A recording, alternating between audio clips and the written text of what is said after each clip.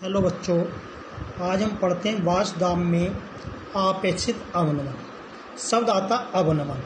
अवनमन का मतलब होता घटना, अर्थात यदि हम किसी भी शुद्ध विलायक में कोई अवाष्पशील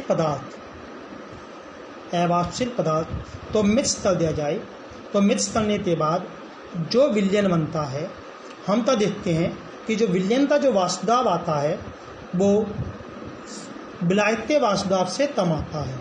इसका मतलब है यदि अवाष्पशील पदार्थ मिला दिया जाए तो वाष्पदाब कम हो जाता है। वाष्पदाब में जो कमी आएगी उसे न डेल्टा पीजस होता दिया। कितनी आ गई? पदार्थ मिलाने से पहले वाष्पदाब अर्थात विलायक वाष्पदाब माइनस पदार्थ मिलाने के बाद वाष्पदाब अर्थात विलयनता वाष्पदाब। अब इसका अवनमन कैसे निकालोगे?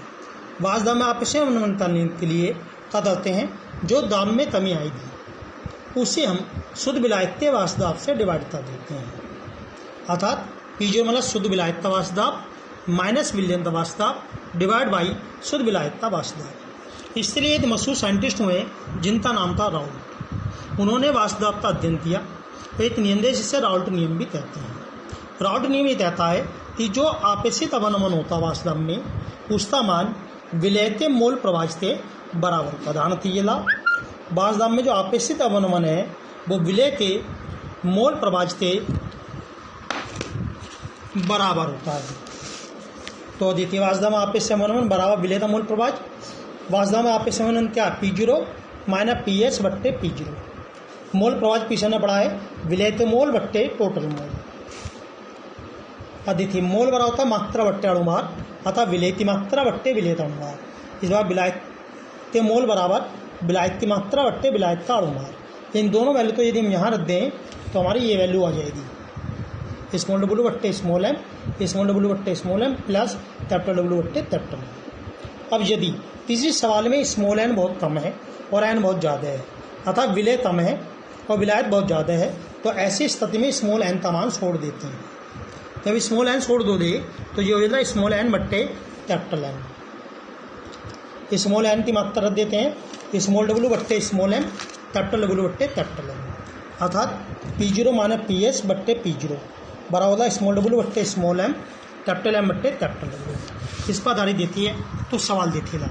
जैसे कि NCERT में बहुत मशहूर सवाल है, 10 ग्राम विलय पदार्थ है जिसका अणुभार 100 है, 180 ग्राम जल में घोल दिया तो वाष्पदाब में आपेक्षित अवनमन कितना होगा? अवनमन कितना होगा? देखिए, विलय के मोल बराबर मात्रा बट्टे अणुभार। विलय की जो मात्रा दी है वो दी है 10 ग्राम, विलय का अणुभार दिया 100 तो मोल हो गया 0.1। इसी प्रकार विलायक के मोल मात्रा बट्टे अणुभार।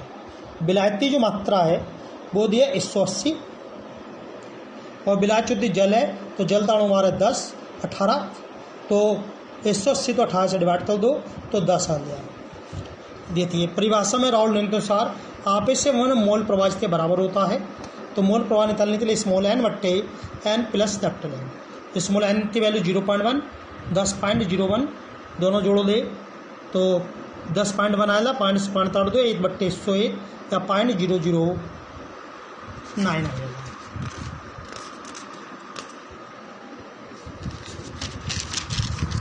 इसी प्रकार सेम सवाल देखो दे कह है 114 ग्राम ऑक्टेन है जिसका सूत्र है C8H18।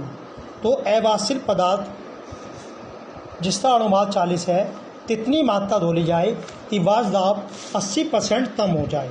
सवाल है वाष्पदाब 80% कम हो जाए। देखिए, सबसे पहले हम क्या करते हैं, ऑक्टेन का अणुभार निकालते हैं। ऑक्टेन का सूत्र दिया C8 तो मतलब 12 × 8, 12 इसका परमाणु भार प्लस 8 गुणा H18 है तो H18 सब तो जोड़ दो दे 114 जाएगा। ऑक्टेन के मोल मात्रा बट्टे अणुभार, सवाल में मात्रा दिया 114, अणुभार भी 114 आया तो मोल हो जाए 1। विलय के मोल मात्रा बट्टे अणुभार, विलय की मात्रा पता नहीं, अणुभार हो जाए 40। सवाल में क्या कह रहा है, विलयन का जो वाष्पदाब है वो 80% कम हो जाए, अर्थात पीएच जो बचेगा वो P0 था 80/100 अर्थात P0 4/5, 20 से काट दिया। ये हमारा सूत्र होता है P0 माने PS बट्टे P0 स्मॉल n बट्टे n plus capital N। P0 तो P0 दिया, PS की वैल्यू दी P0 4/5 बट्टे में P0 बराबर स्मॉल w बट्टे स्मॉल n, n की वैल्यू ये स्मॉल n की वैल्यू ये कैपिटल N की वैल्यू। यदि हम देते हैं तो इसमें हमने P0 कॉमन लेते काट दिया, एलसीएम ले लिया तो 1/5 आ गया, इसे न्यूटन निकाल दिया। यदि हम इससे क्रॉस मल्टीप्लाई करते हैं तो क्रॉस मल्टीप्लाई करने पर जी वैल्यू आ जाएगी। इसमें हमने क्या किया 5 से 40 को डिवाइड कर दिया और जब प्लस वाली संख्या तो इधर ले रहे तो माइनस का हो गया। एलसीएम ले लिया, एलसीएम लेते जब इसे सोल्व करो दे तो डब्ल्यू की वैल्यू कितनी आएगी 10 ग्राम आ जाएगी।